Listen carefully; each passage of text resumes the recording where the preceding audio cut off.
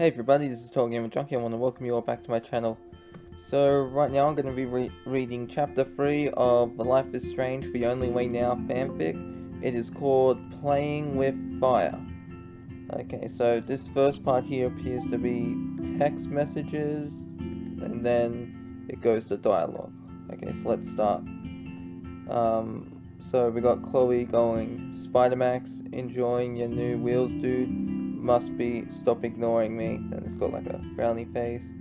Then Max puts no emoji. Like, I'll leave this in the description below so you can read it so it makes sense, but I'm just gonna say the name and then just read the dialogue here. Chloe, ha ha, guess you're rubbing off on me. Chloe, that's a kiss, right? She puts some weird emoji, I don't know what that is. Max, yeah, but I wish it was the real thing. Chloe, so, should I add more O's? Or is it meant to be O's? I don't know. I don't know how you say that. Max, maybe 1 or 2 XD. Chloe, Max, the drive to LA is 15 hours. Chloe, probably gonna take 2 days at least. You okay with that? Max, no. Max, yes. Max, I don't know. Max, frowny face. Chloe, no crying. I'll call you when I leave. Need to hear your voice. Max, wait. That's at least 30 hours on the road, and I have no idea what that emoji is. Like, it's not even an emoji, it's just the symbols from the keyboard.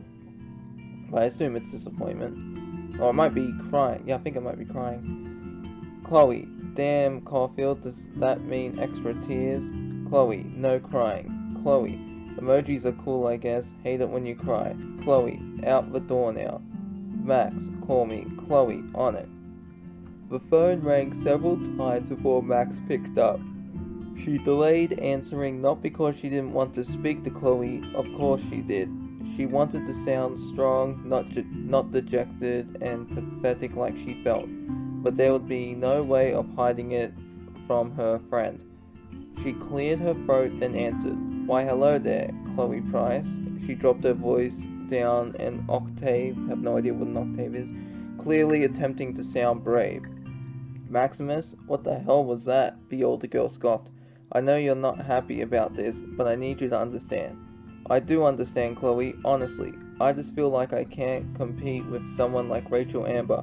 I've seen pictures and spoken with so many people about her.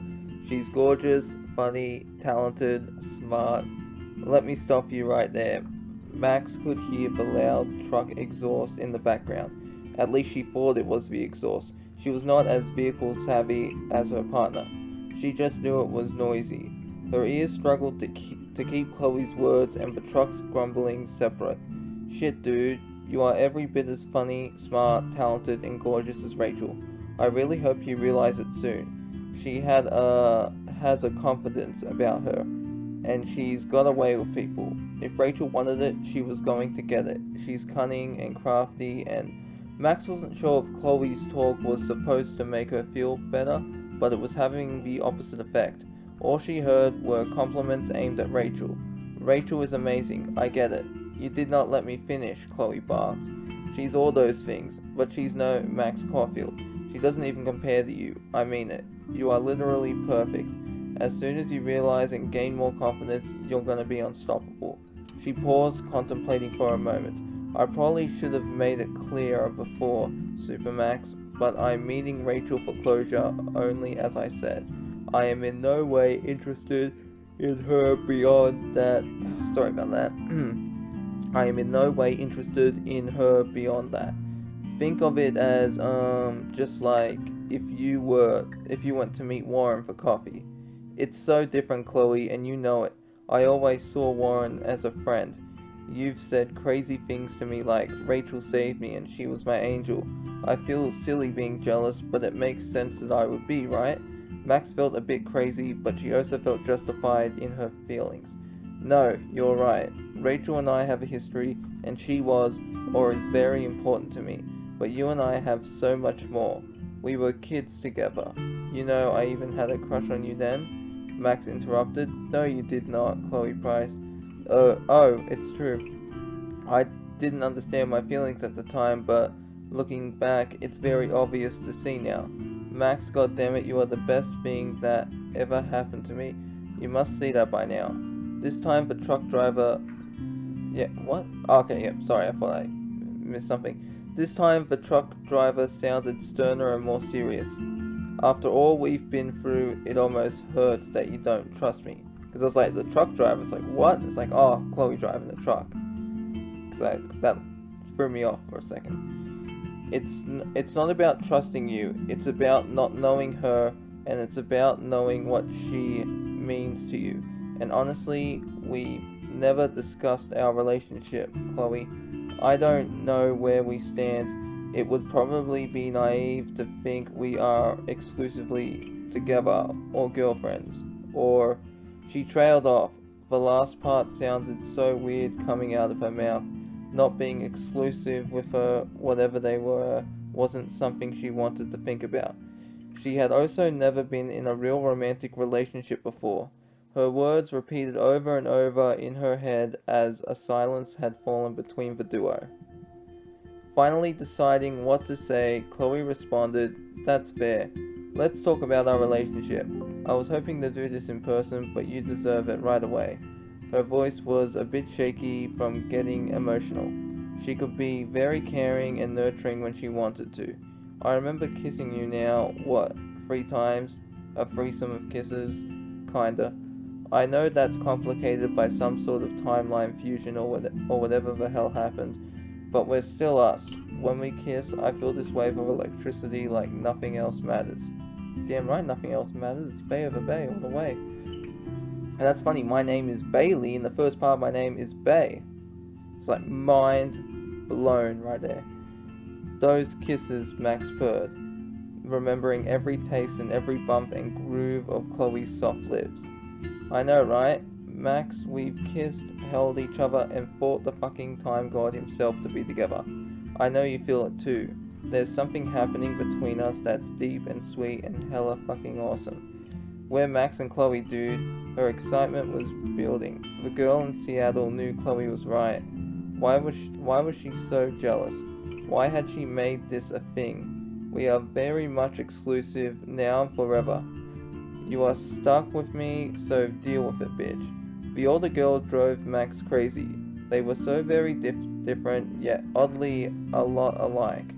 Chloe was the yang to the freckled girl's yin. It helped Max to hear yin, not ying, sorry. It helped Max to hear the words verbalized. Chloe, she asked as if it were a person. You know what?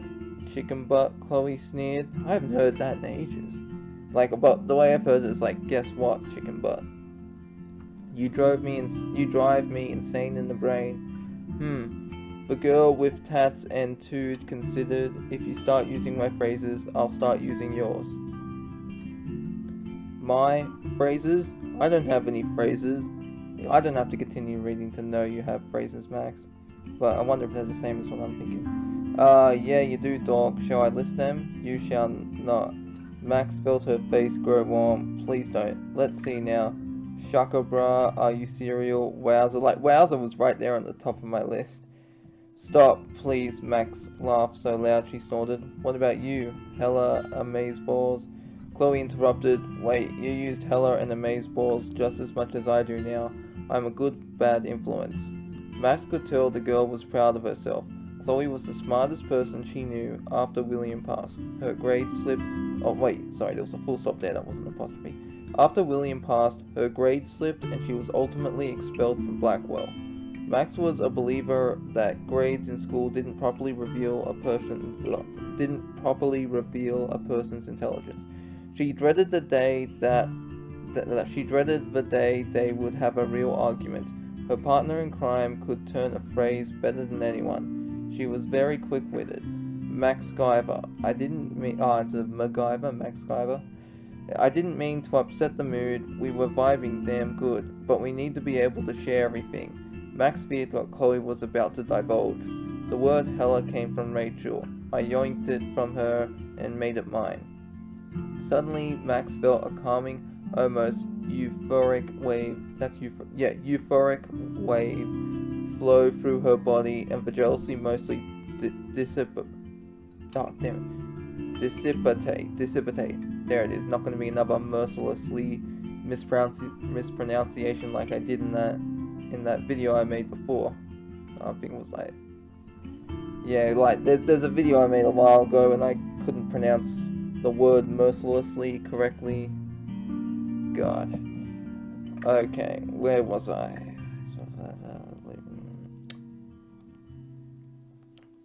Where was I? Oh, I lost where I am. Shit. I'm so sorry about this. You would be.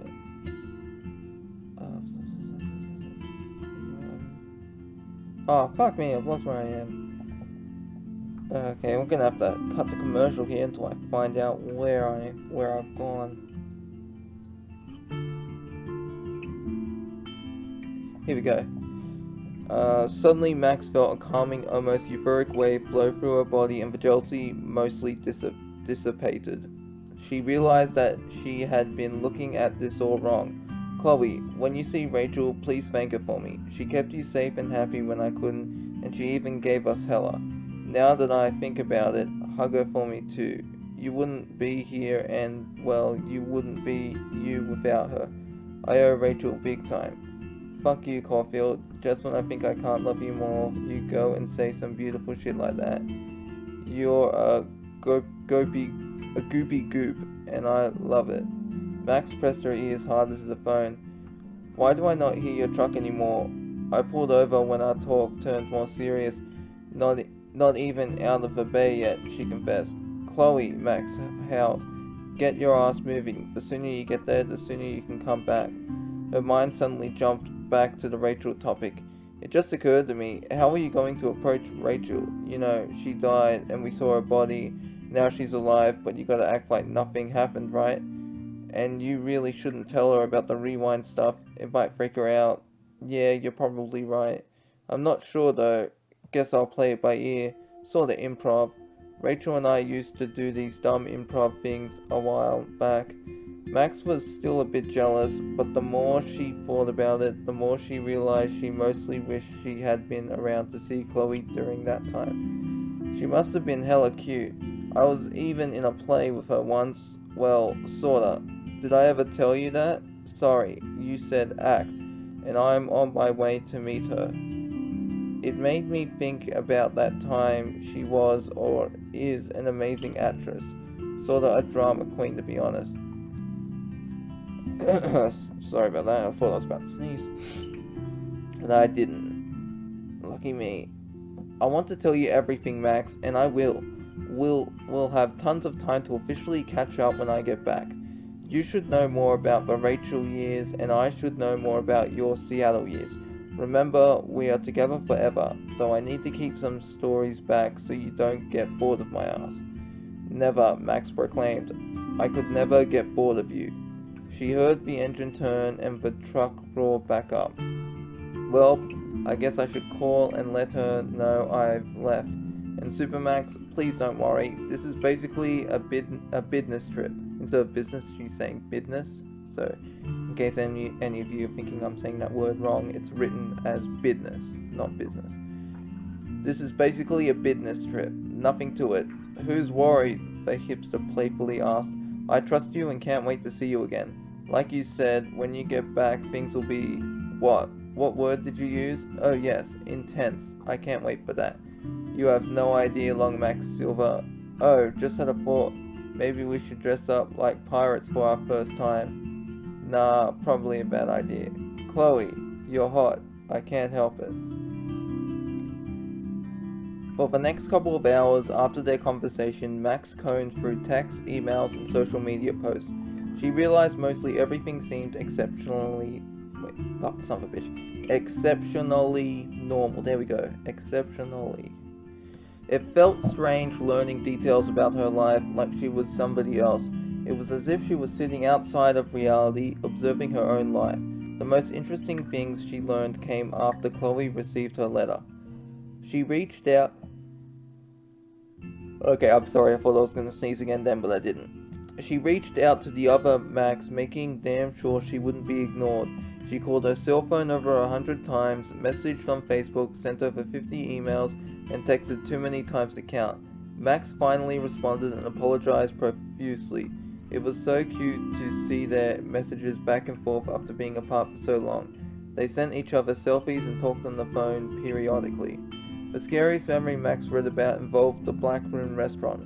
Chloe still owed Frank, the local drug dealer, a large sum of money, and she still got mixed up with Nathan Prescott when she went to meet him in the restroom for a shakedown. However, she kept her cool unlike before. Nobody pulled out a gun, nobody pulled any trigger, nobody was shot, and nobody needed to rewind. The other Max still ended up hiding in the corner, and she still took a photograph of a shimmering blue butterfly as it landed on a metal cleaning bucket. The letter she wrote during the... Son of a bitch, I think I'm gonna... That's the third time I'm thinking I'm gonna sneeze and I'm not. Sorry about that. The letter she wrote during the photo jump was created... Wait, did I miss something? No, okay, I thought I missed something. The letter she wrote during the photo jump was created with a heightened sense of urgency. She could not write every detail, but wished she could have warned Chloe about this moment. She should have. Why did she not think about it? The moment in the Blackwell restaurant might have... restroom, not restaurant. The moment in the Blackwell restroom might have been the single most important event of the Storm week. Her focus was on quickly and correctly writing a minimum to save Rachel. What if she messed up and lost her favorite person? But what if sent a chill through her body? That's actually interesting. I don't know if any of you knew this, but originally Life is Strange was going to be titled What If, but they changed the title. I think, I don't know if this is true, but I heard it was because Daniel Radcliffe, or Rudcliffe, however you say his last name, was in some movie called What If that was premiering or something like that. I don't know if it's true or not, so, but you'll have to look it up. Like, I suppose I can if people want to, but I might be right. I'm sure I'm right, but you know, you never know. Could be wrong. Max desperately wanted to hear Chloe's voice again, but decided not to be the one to call. When she got bored of driving, she would pick up the phone. Max was sure of that. Plus, she did not want to feel too clingy or needy. In the interim, she had a decision to make about what to do with her time during the week. She considered calling some of her old Seattle friends for coffee or tea, but it did not really interest her. She rummaged around her room, looking at photos and taking selfies in different poses. Taking, not talking. But I was talking selfies, and I was like, what? And taking selfies in different poses. She knew she was only procrastinating.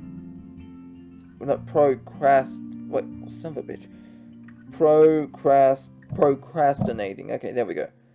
She knew she was only procrastinating and needed to follow up on that text, but her mind stirred with thoughts of her girlfriend on the road.